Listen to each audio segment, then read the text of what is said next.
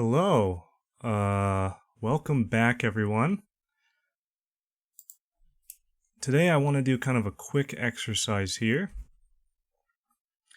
And it's kind of a weird one, but I occasionally do it just for fun, to see what comes out of it. It's a very experimental exercise.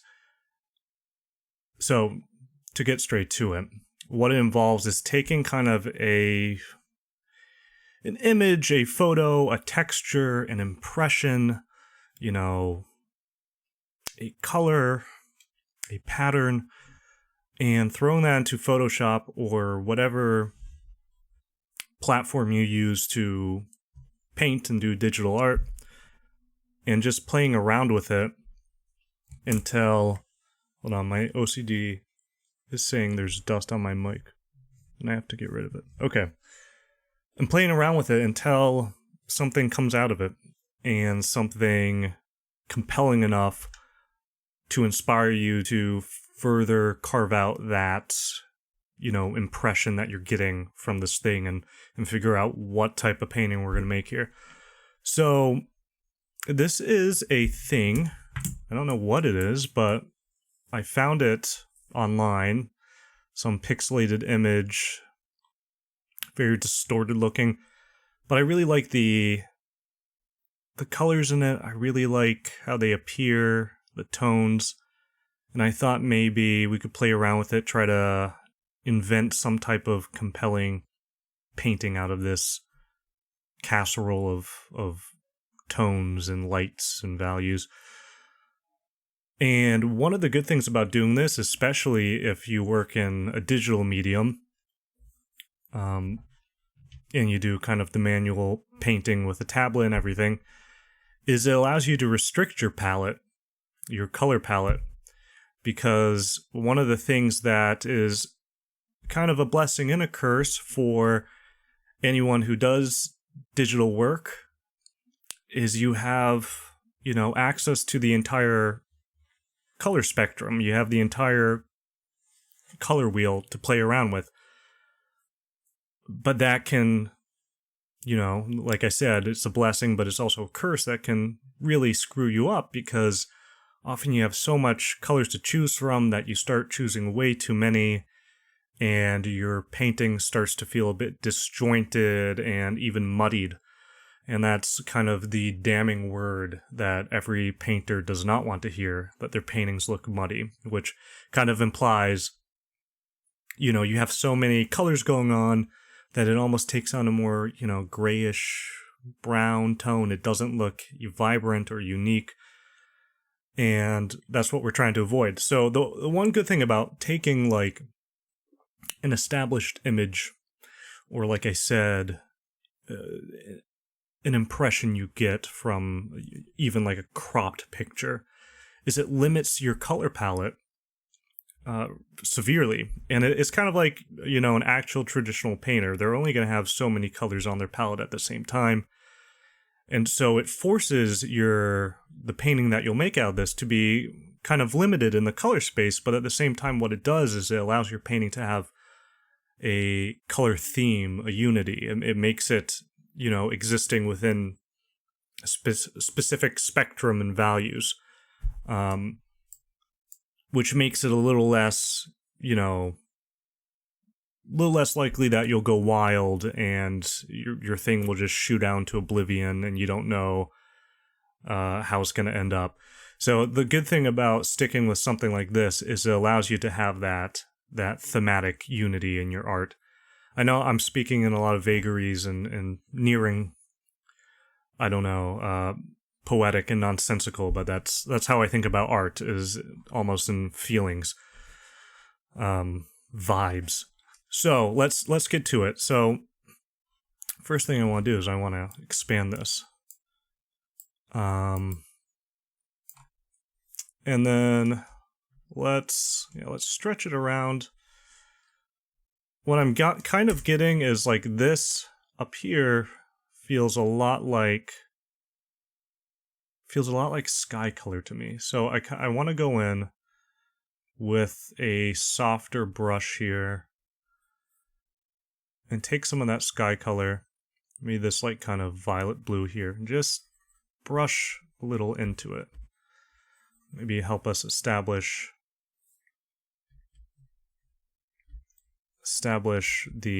perhaps the sky. I don't know. We're just experimenting now. Now I'm taking a little of the blacker tones, the darker tones here, and brushing them into the foreground. Maybe we can get some type of light impression out of this. So we're just feeling it out. I'm gonna zoom out a little bit because, like I say,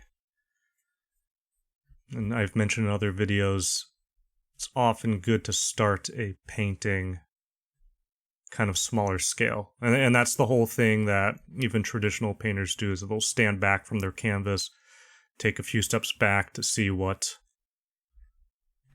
their image looks like from a distance, because any good painting should be readable from across the room. It should be readable from, if you're standing in your kitchen and it was all the way on the other side, you should be able to tell what's going on there. And that is the key to a good painting, is making the image absolutely understandable, to even if you were to shrink it down to a tiny little thumbnail size. Okay, so I'm taking my mixer brush tool, which I've talked about in previous videos. It takes a snapshot of the area that you choose to take a snapshot of. So right here, we'll take a snapshot of a little bit of this kind of creamy tone and this dark tone. Take a snapshot, and when I brush it out, it kind of brushes out that snapshot, almost kind of like you're playing with paint. It gives a more toothy, more organic feel to the paintings, because it makes every paint stroke not monochromatic. It has, a little bit of variation in it, and that's what I love when I do this type of stuff. Just work with tools that make every stroke have information in it. So I'm just carving this out right now. I don't know what it's gonna be. Maybe this is gonna be a mountain or something. And you know what? We'll experiment here. Sometimes it's nice to play with the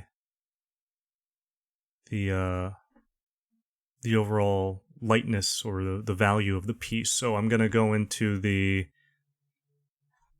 my brightness and contrast settings and let's just crush it to dark. See what happens if we crush it to dark.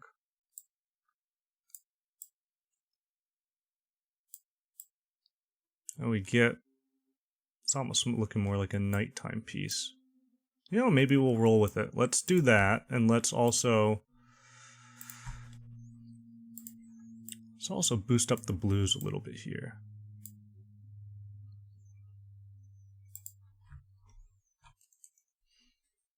Okay, we might be getting something here. I don't know.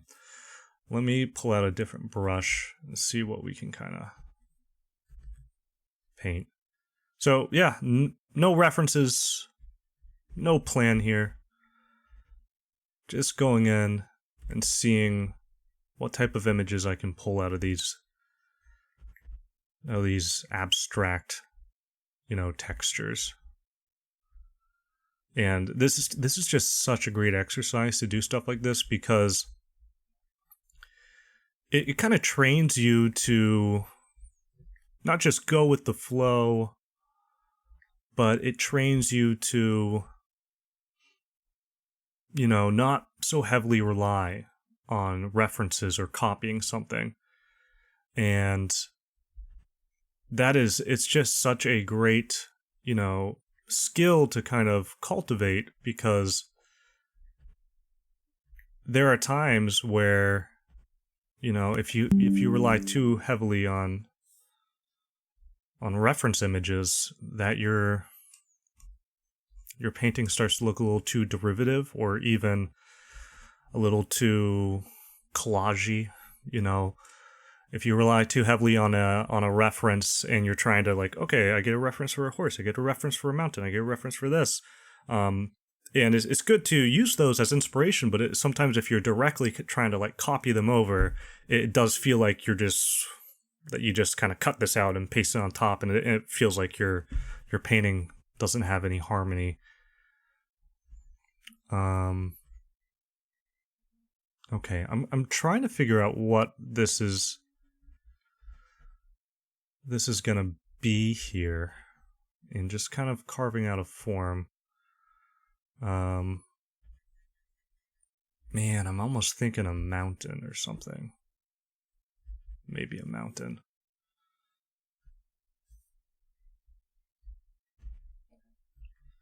Let's see what that would look like.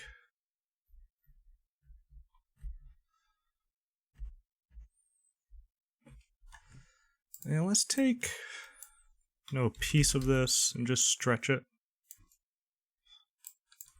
Stretch it. Let's put a filter on it. See what type of colors we get out of that.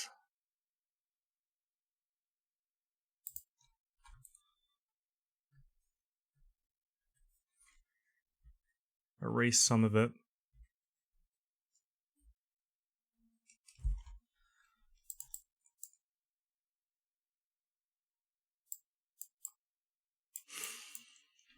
Okay, let's commit to that.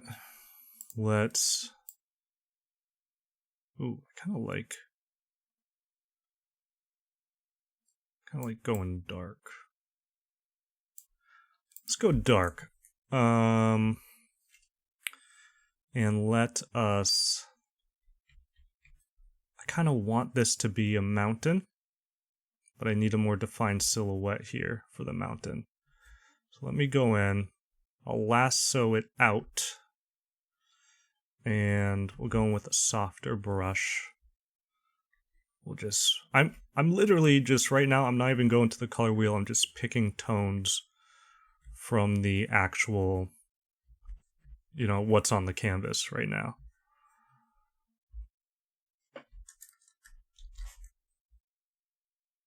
Alright, let's add a little bit of like fog or clouds or whatever this is here.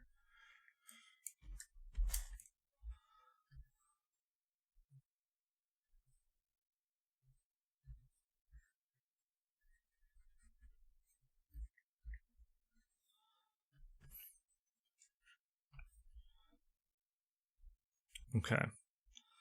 Now we got something going on here. It might be a mountain. Just paint it out a little more.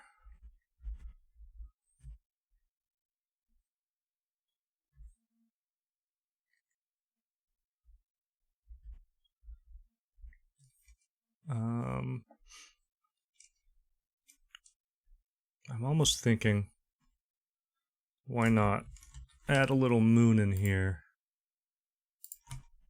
It will just tell us, yes, it definitely is nighttime. We'll add a moon, and we will take a soft round brush, put the opacity down quite a bit. Let's put the opacity down to like 10 or 11. And we'll set the brush to color dodge mode. And what that will do is really kind of pull out a brightness on this moon here.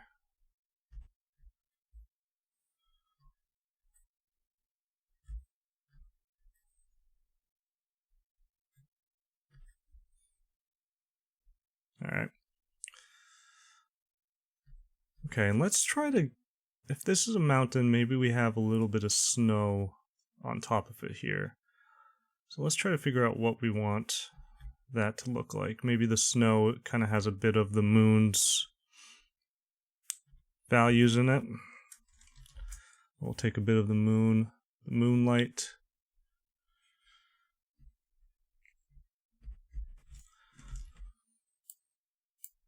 And I don't want this exercise to be too long. We're not trying to make a Bierstadt epic here. I just want it to be... I just want to, you know,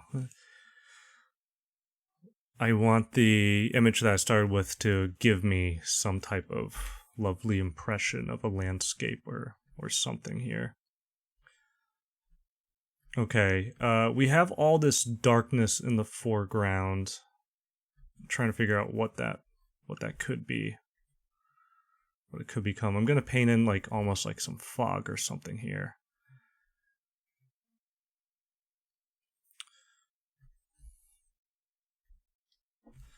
And let us try and play around with maybe the composition or something. I don't know. Let's brighten up this mountain just a tiny bit here.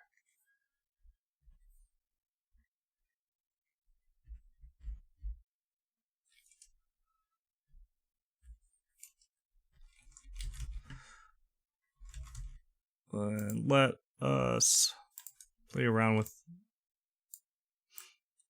a bit of the brightness again.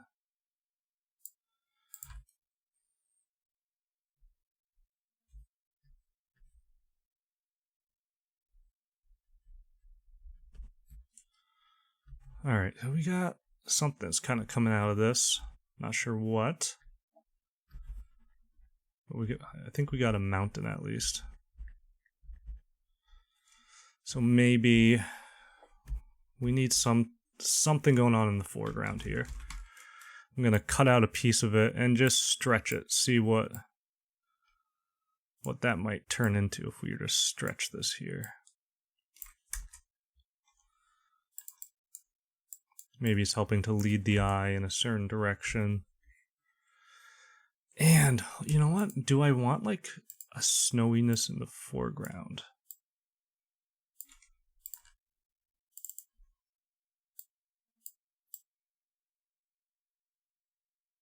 Maybe. Snowiness in the foreground.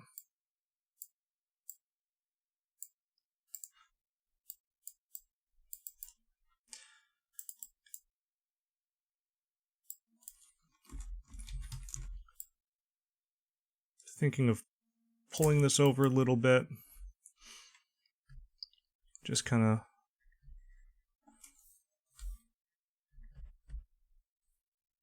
painting the rest back in. I just feel like it might compositionally look a little better. Oh, maybe this could end up being like a cloud, this dark area here.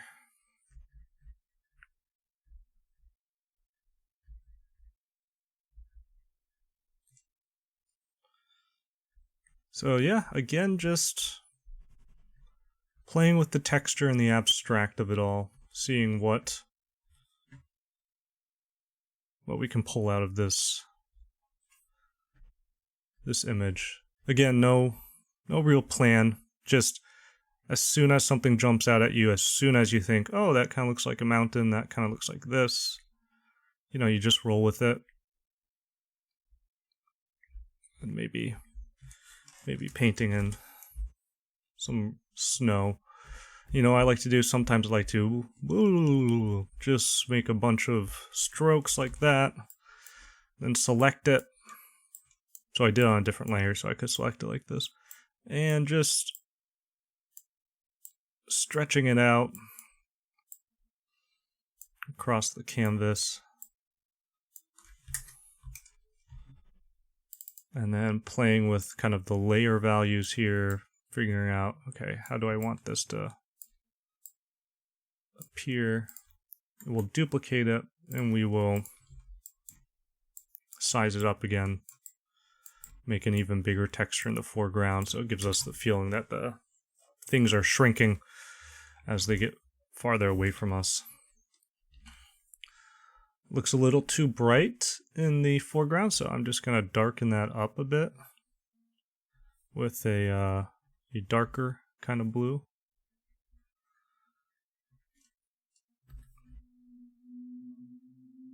We got something going on here. Thing that's kind of throwing me off is the mountain has like almost a warmer color to its lighter tones. So I'm just going to go in with, set my brush to color mode and brush in a little bit of a cooler color into it. So it's turned out to be literally a very cool painting temperature-wise. I'll play around with this snow, see what we can do with it here. It's almost kind of looking like waves. I don't know if I want waves out in front of a mountain, but I feel like what we need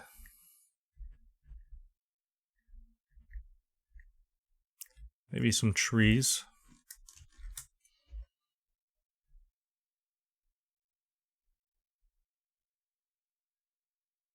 Just on a separate layer, I'm just kind of taking some of the darker values of the image, and I'm just trying my best to create a tree. Trees are kind of tricky.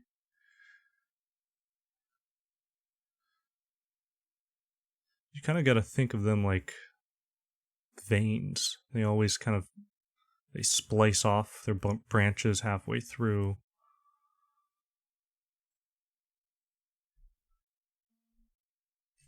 And sometimes what you can do is take that same tree,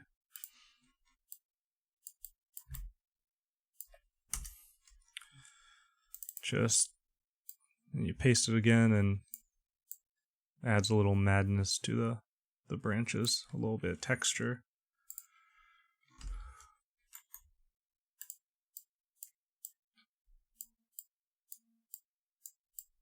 Just stretching it around, seeing what we can get out of this bad boy.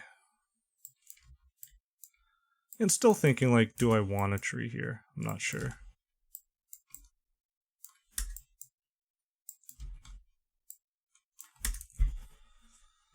I'm not sure. But we'll play with it, paint it out a little more.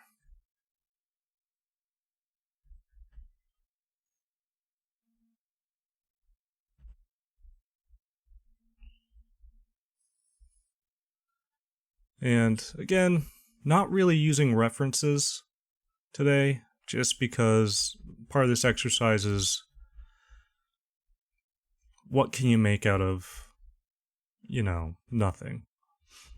Well, not exactly nothing, but what can you, if I'm throwing, this slop in front of your face, like, whoa, what was this pixelated image? This has nothing to do with something I'd like to paint.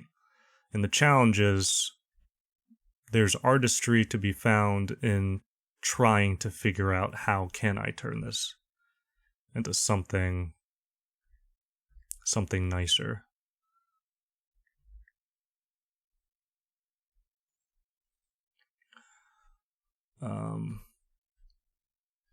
Add a little shade to the tree here.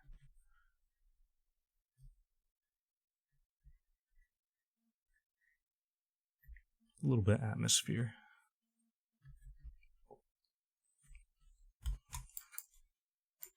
Yep, we'll just copy and paste this tree. Let's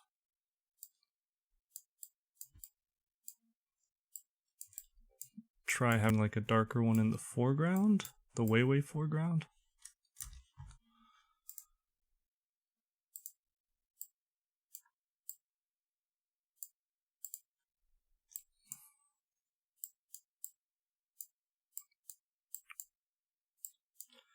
Hey, this is looking interesting. I'm almost thinking, should this become a fantasy piece? Because now I'm getting kind of the spooky feels with it.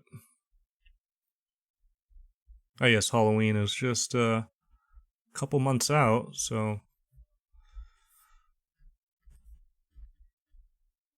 maybe it's appropriate.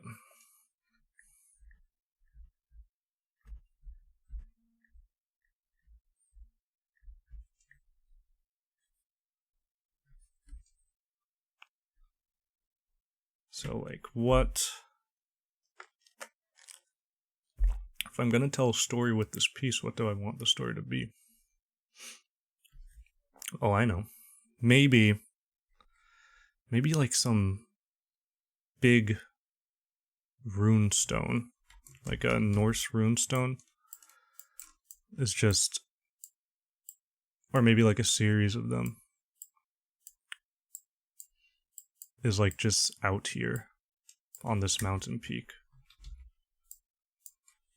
Maybe they're like old and weathered.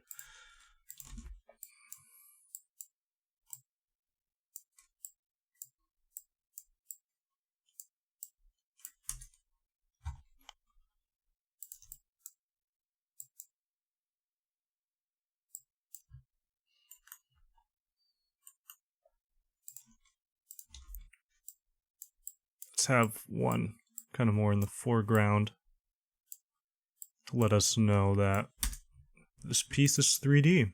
Stuff gets smaller the farther away it is. Still playing around with it. Nothing is final. We're just gonna see where the feeling of the painting is taking us.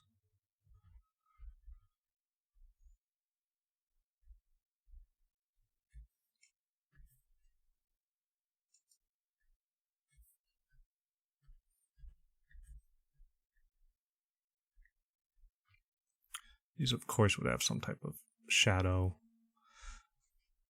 casting a bit of a shadow, even if it's not super stark. And let's add a tiny bit of fog in front of them.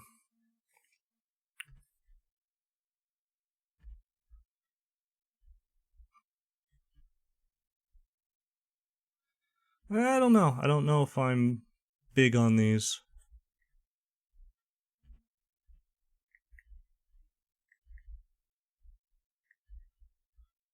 Maybe we give them some like weird designs.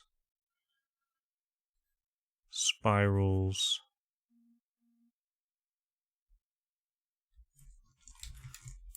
Let's copy those. It's almost more Celtic, the spirals, but you know, maybe they are just these mysterious runestones, these glyphs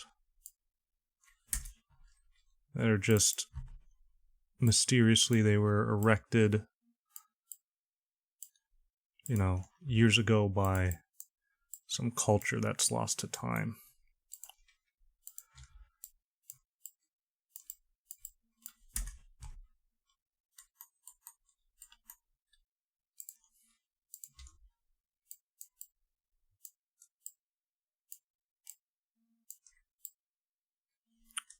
Put some up here with this piece. Let's not make them too bright.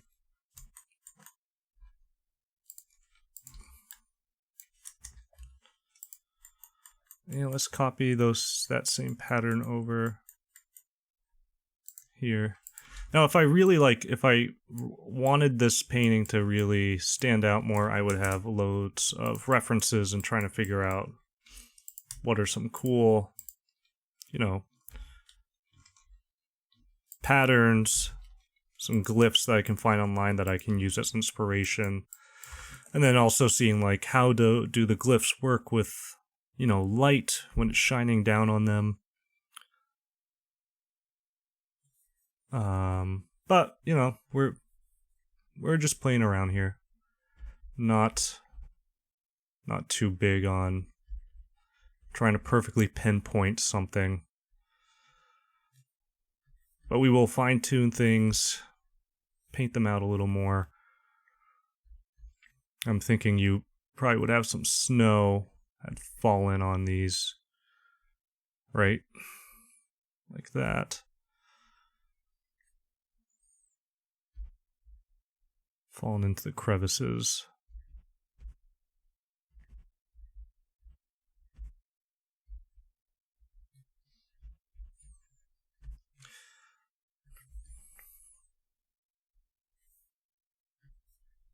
You know what I want to do? I'm going to take a little bit of the blue sky here and put a filter on it. Let's put it into light color and let us kill the brightness on that.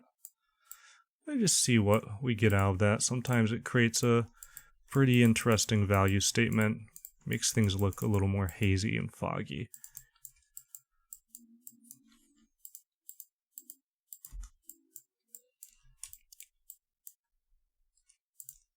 Now we're getting something out of this. I wanna, whoops, I wanna copy this, and I kind of want to make a more distant one out here.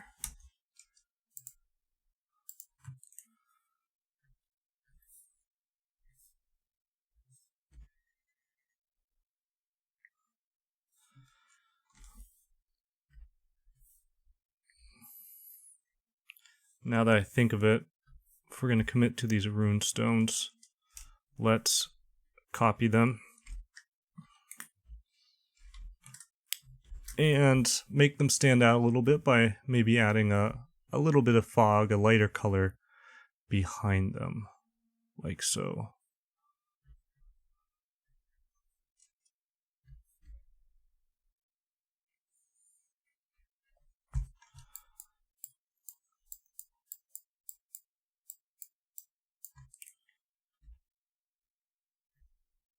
Okay.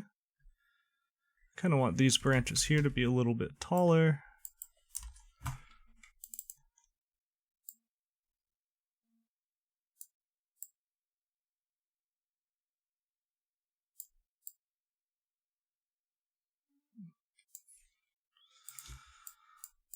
May look like they're kind of hanging over them a bit. Dangling in front of the moon.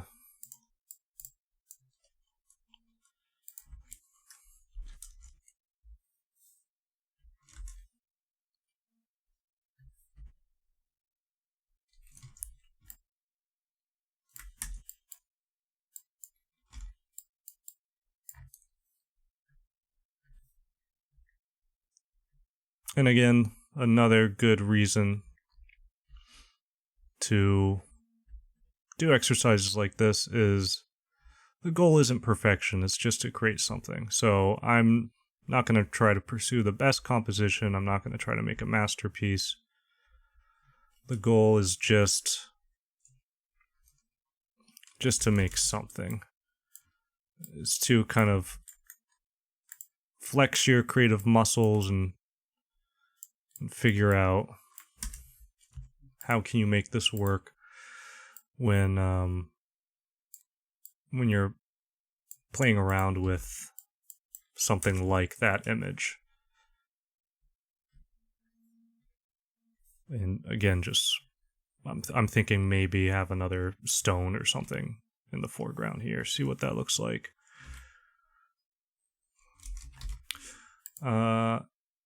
And I'm gonna play around with the colors, see.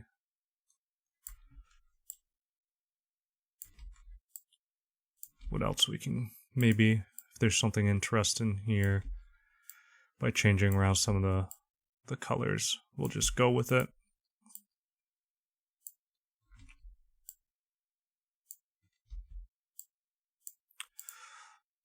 I'm wondering if, like, I'm thinking, because this is so blue, it's so blue, it would be interesting to have something that's a little warmer in tone, and you kind of have that complementary, you know, color thing going on, the whole color theory about warm tones complement cool tones. And you want to select the colors that are opposite of each other on the color wheel. They tend to work off of each other and provide a feeling of vibrancy, a feeling of interest. I'm just toying around with the snow, seeing what might look good, and maybe it's a little trampled over or something. But back to the warmer tone thing. I was thinking maybe some candles are out here, maybe leading the way. So this is where, like, you know, we might, because this has pretty much baked into such a temperature-wise, a cool painting, that we might have to go to our color wheel and select something that wasn't natively there. Let me make sure I'm still recording, because that would suck if I've gone a half hour and I've been talking to myself. Well, I haven't, so that's good. All right, so let's make some candle stumps here. So I'm doing this on a separate layer because I kind of want to go in and copy and paste this, repeat it over and over. Here are our candle stumps. Let's get in a warmer tone for the flame here.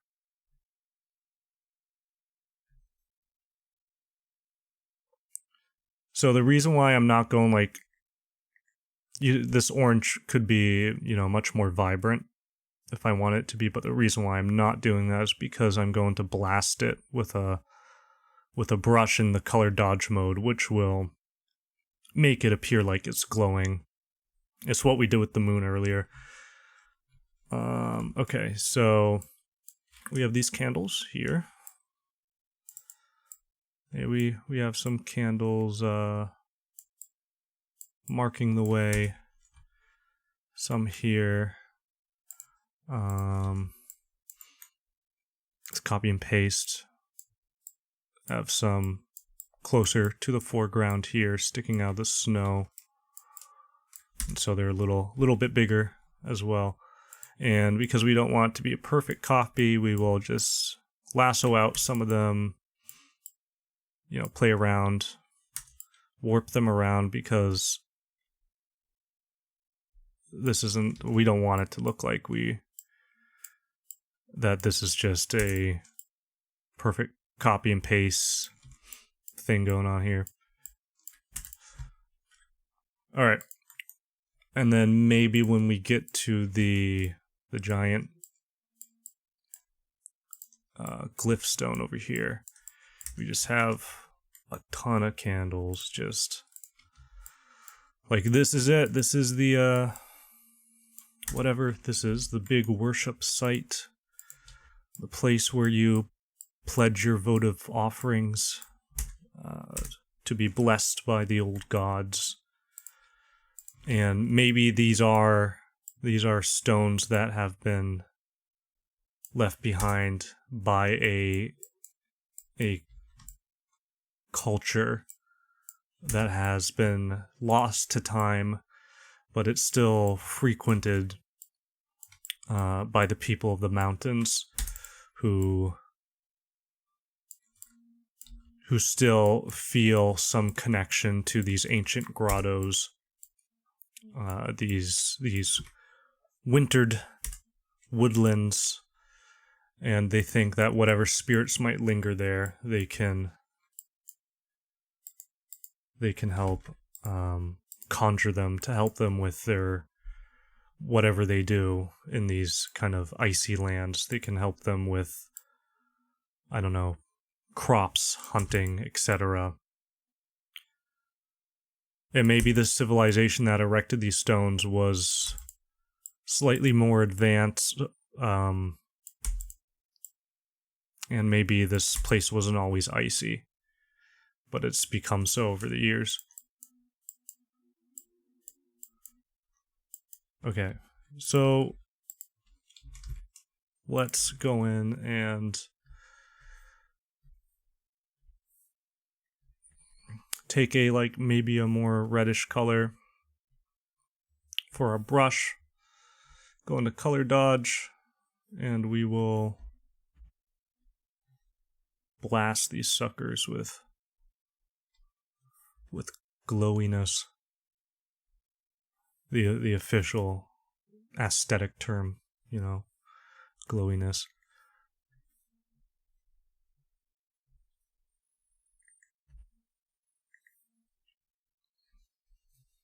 Turn down the opacity a bit.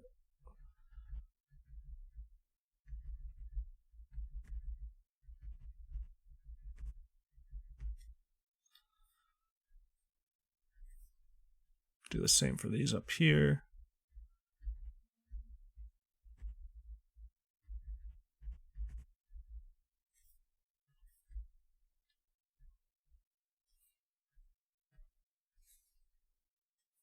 Then all these little guys here.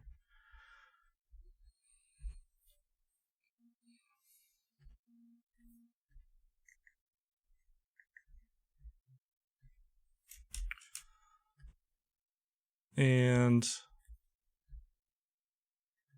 I just want a general lighter opacity, no color dodge or anything, just the opaque color. I'm going to kick the opacity down quite a bit, use a soft brush, and just lightly go over these candles, making them look like they have some glow. Maybe they're glowing up whatever mist or fog is lingering around here. And then what we can try to do here is, right now these candles are just kind of sitting on top of the snow, not doing much, not really interacting with it. They're kind of just on top of it. So we can go in and take a little bit of the flame color and just kind of paint in maybe some highlights on the snow that they're lighting up. And not going into a ton of detail, not looking up references of what does candlelight look like when it projects on snow in the dead of winter at night. Just kind of freeballing it, seeing, just getting an impression of it, you know, not going overboard with it. Just give an impression that these are lighting up the snow in some way.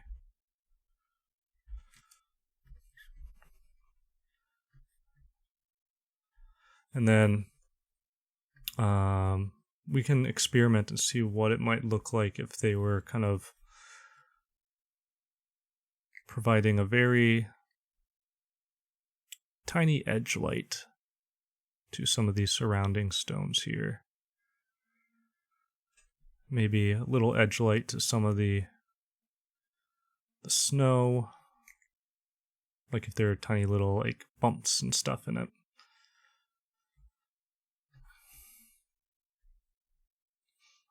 Now this is actually looking kind of Halloween-y.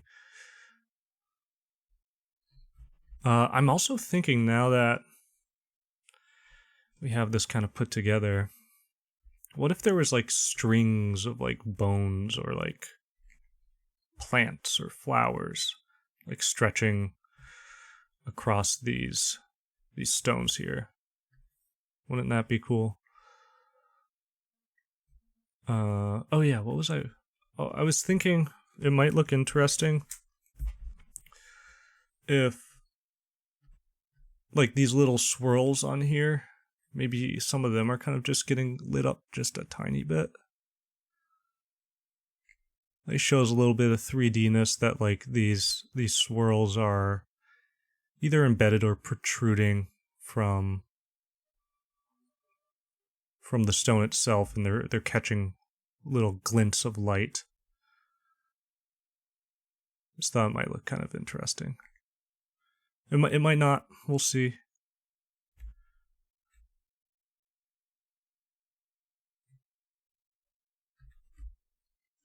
That looks fine.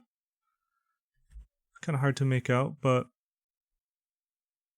you know, maybe it's just a nice added detail in case someone zooms in and they go, "Oh, it's cool. Cool that the light is acting consistent here."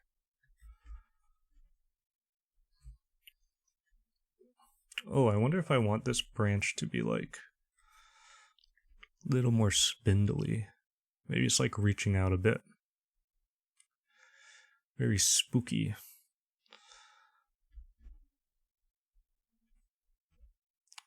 So, yeah, also, you know, I did my best to come up with some lore on the fly.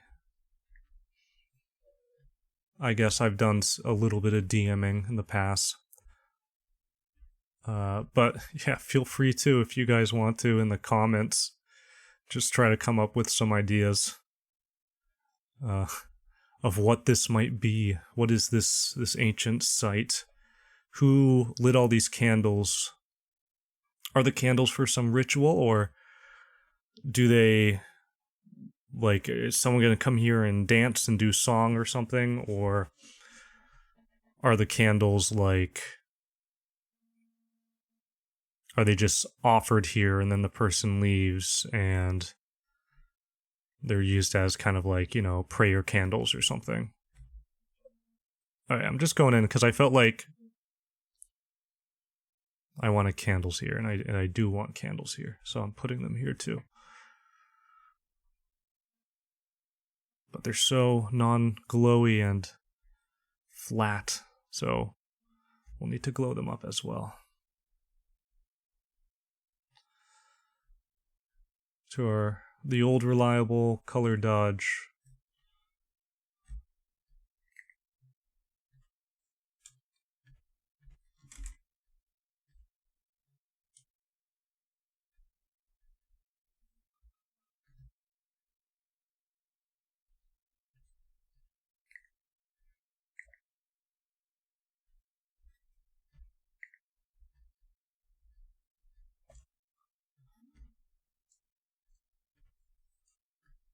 Okay.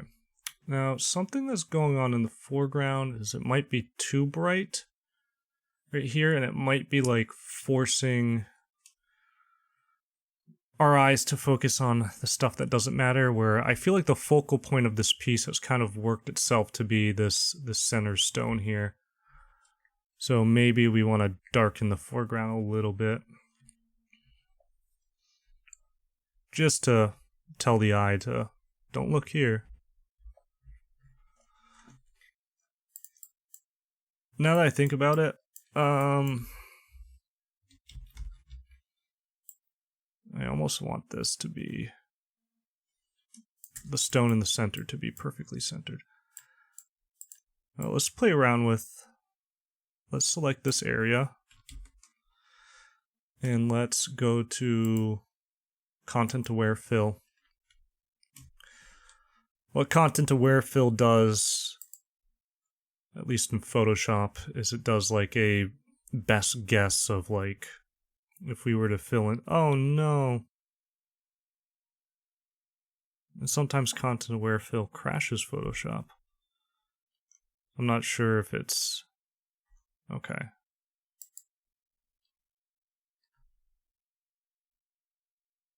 Okay, I gotta open it back up again.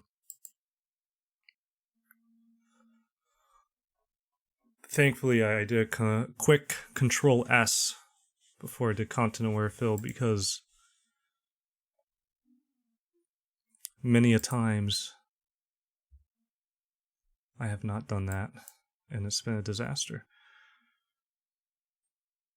Okay, and we're back, folks.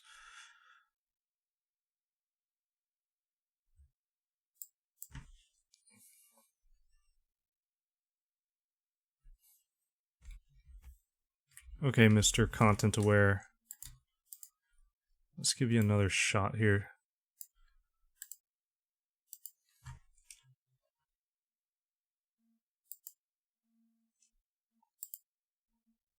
Okay, it didn't do like an amazing job, and it's very evident that this is not an amazing job, but we'll work with it. We'll make this tree look like it's been filled out.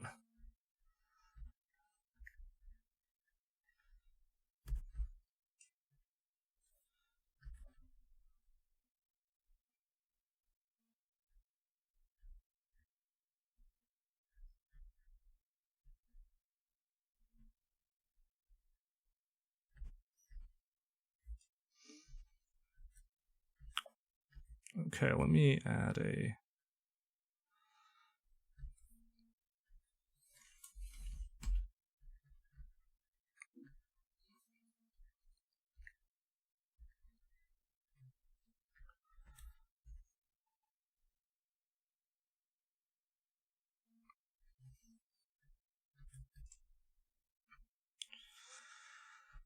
Okay, I want more defined branches here. Right now they're very kind of impressionist-y, so we'll just carve these out a little bit. Again, not getting lost in the weeds here, just kind of fine-tuning things, not going down a rabbit hole and trying to look up 36 different references, just trying to make a spooky-looking tree without, without much guidance, just seeing what my mind can come up with here.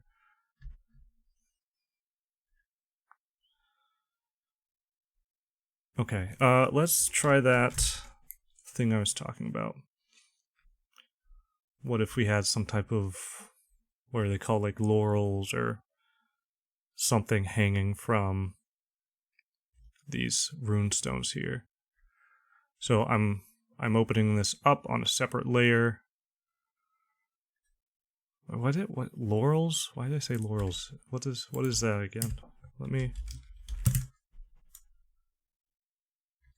Laurels is any number of shrubs and any other plants with dark green glossy leaves. What am I thinking of? Like those... I don't know why I can't think of what it is. It's like when you string together flowers or something and you hang them around at like parties or something. I don't know. Okay, let's try to figure out what this might look like.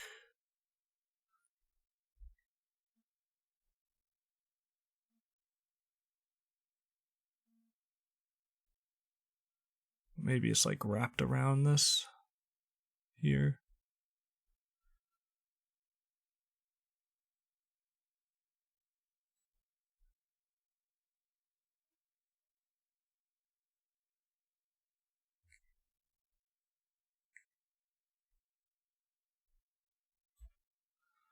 Maybe there's one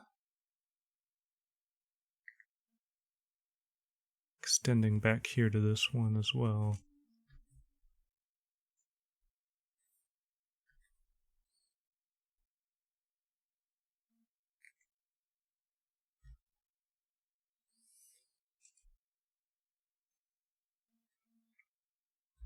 And hanging from them,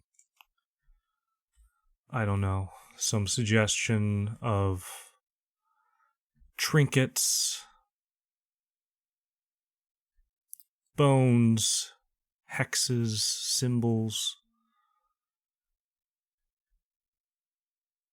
something very ancient, Germanic looking.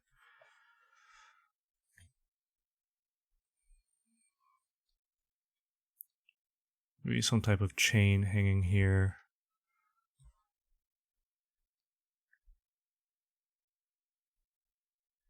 This is like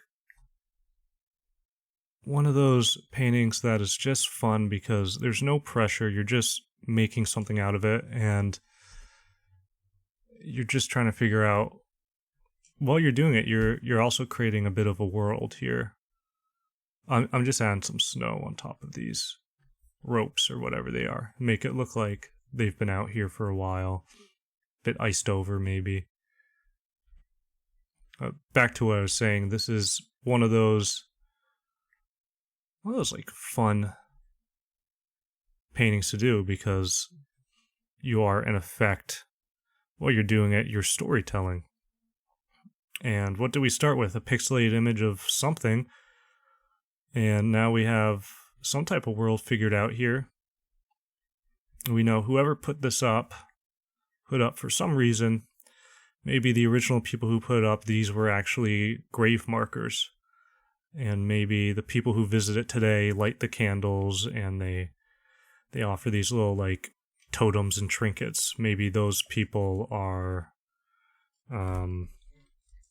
maybe they treat, whoa, what'd I do? I didn't want to do that. Okay.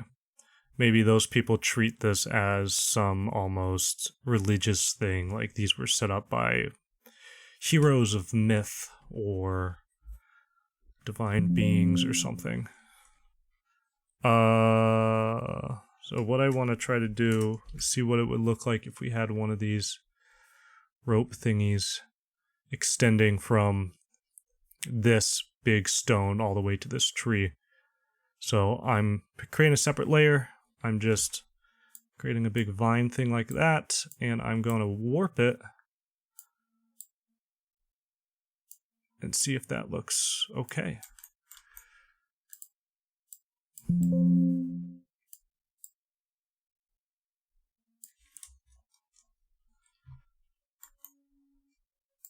Maybe we'll duplicate it and make like another one.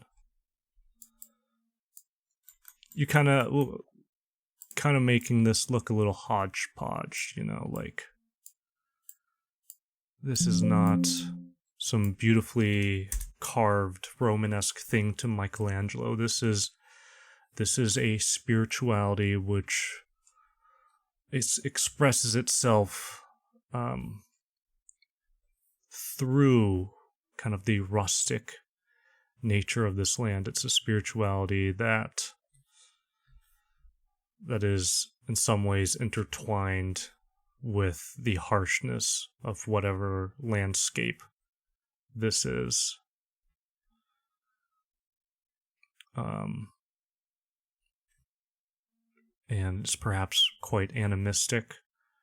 Maybe there is a pantheon of some gods that are known through story and legend. Maybe there are some chief gods, but maybe there's also kind of like among the Norse, a feeling of mystery with regards to like elves and dwarves, like, and trolls, beings that exist without name, but they inhabit the world. They are just kind of part of the fauna of creation. And so maybe the spirituality also revels in stuff like that. That there is that mystery to things. Okay, I'm wondering if I want like some of these things to be catching glints of candlelight, just small glints of it. Okay, what happened? Here we go.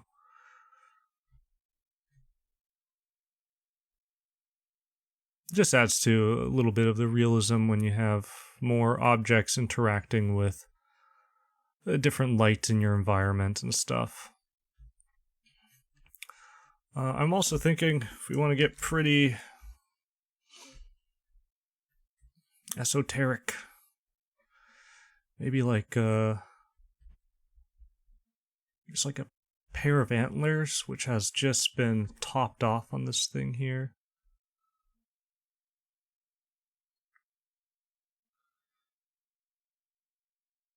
It's starting to look like something you'd find in The Witcher.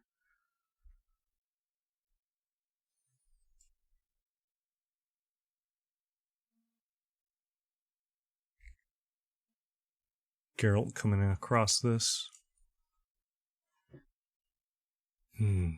Place of power. Winds howling. I love The Witcher so much. Not a huge fan of the Netflix show, but maybe it's dangling with like something, beads or something. Twine. Maybe they use twine in a lot of their religious stuff. And maybe there's an idea of like the Norse had of the fates who thread your life like a tapestry, and maybe twine is similar to that for them, where they will use twine in their religious artifacts because it represents the cosmic threading of destiny and fate.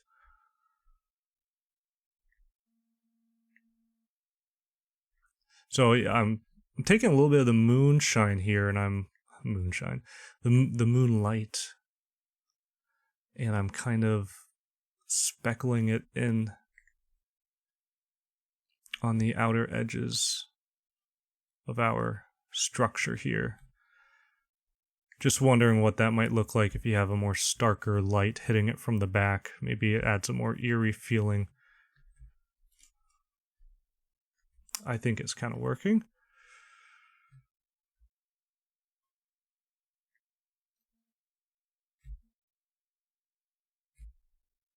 Also helps define it a little better.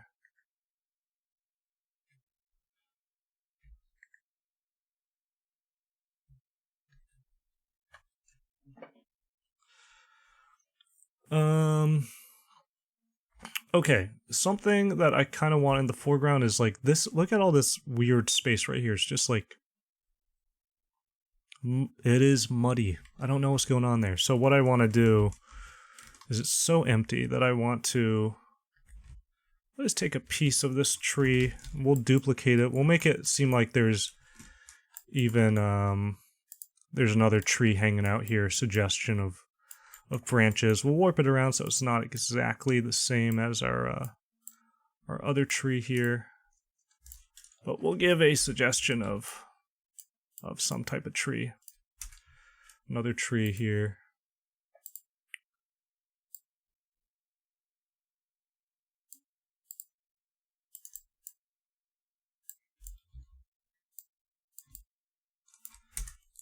It also gives us more of a creepy feel. This like backwoods, you know, this thing is just kind of, maybe once you go through a certain area of thickets and dead trees, you come across this strange collection of stones here.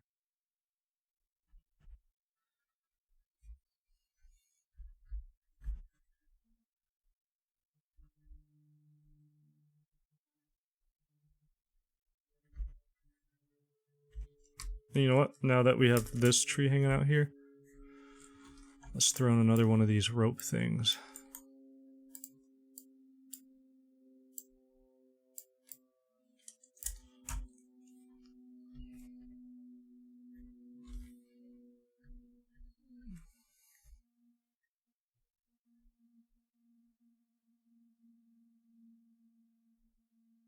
More thingy things that are jagged and they look like they've been tied together, and just adds a more creepy feel to the whole area here. Was this like a dream catcher or something like that?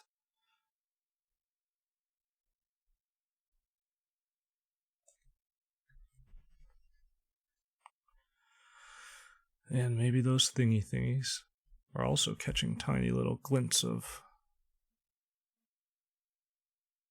candlelight.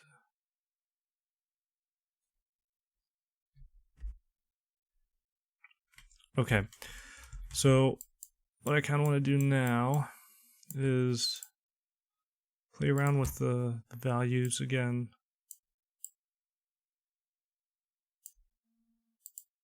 Sometimes it's nice to go and you darken things a little bit, and then you just manually lighten them back up with our favorite little color dodge.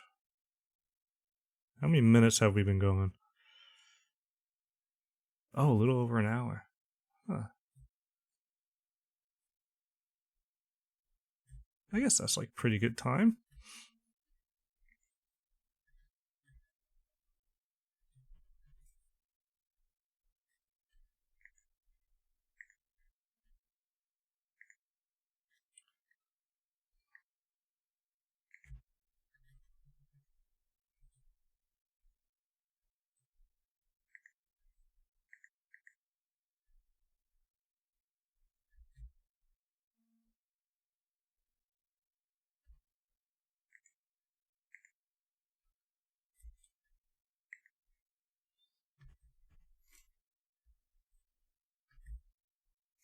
I'm wondering if I want this mountain to be a little more lit up here.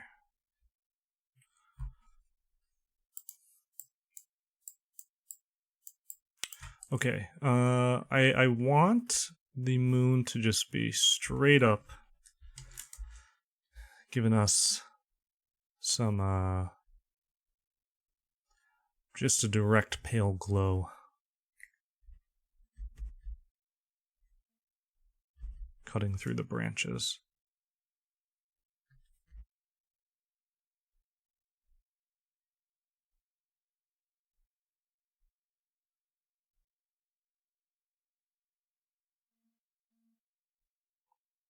That looks pretty cool.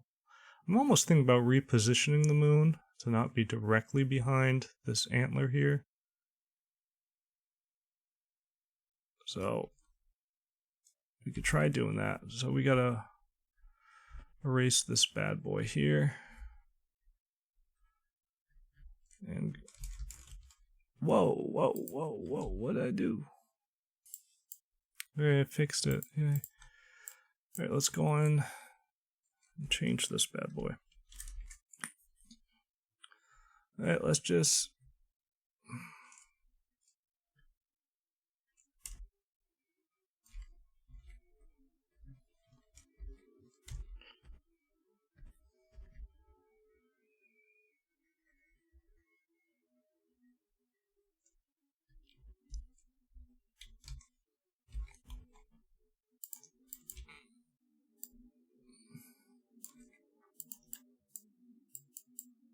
Okay.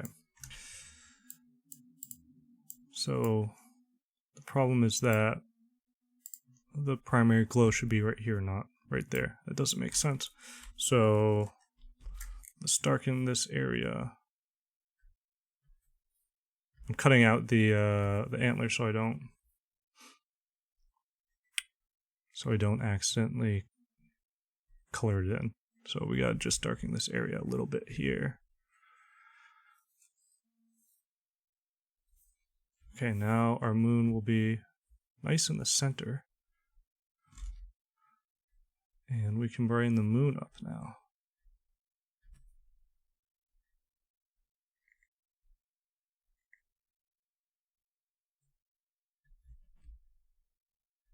Oh, that looks nice. Maybe this is like one of those astrological things where the people that originally erected this wanted it to be kind of centered with the moonrise. So let's, because the moon is right above it, let's just like really play up the moonlight highlights here.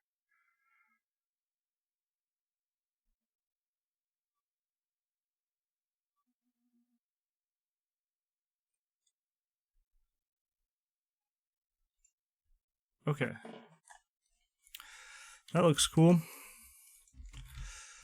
So I think we're almost just about done. I just want to see what playing around with some colors would do here. If we go to our color balance,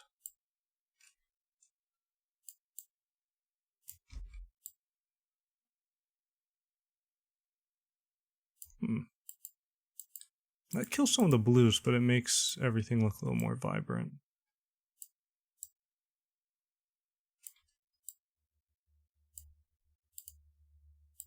Just subtle little changes here. This is the great thing about working digitals, you can do stuff like this. I started picking up some traditional painting, and that's the one frustrating thing. So I'm so used to, like, once you're done, you can kind of go back and, like, change all the color tones and stuff if you want to. You can't really do that in traditional painting without meticulously going through and trying to glaze over the colors and stuff. Traditional painting is fun, though. I feel like a real artist now. Okay, I kind of like that.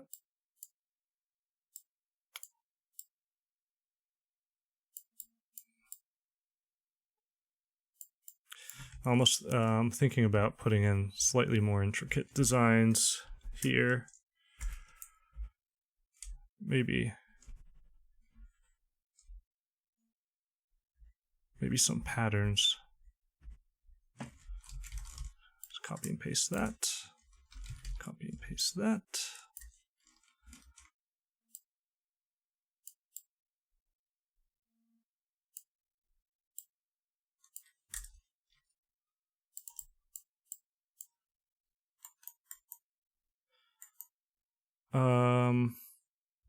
I don't know if I'd put this in my print shop. I just don't know who would buy something like this. Maybe like a witch or something. But it's not exactly it's not a very settling image. I guess someone who likes kind of something that evokes some mystery, perhaps.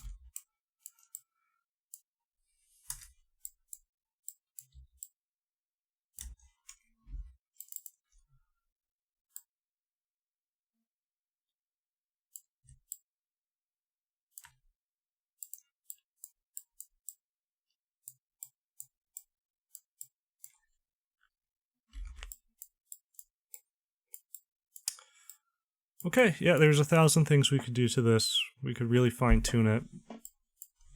Could even start looking up references for stuff. That's something I do, is like I'll start freeballing something and just, you know, try my best to make this look like a cool tower or a cool runestone or a tree or a mountain.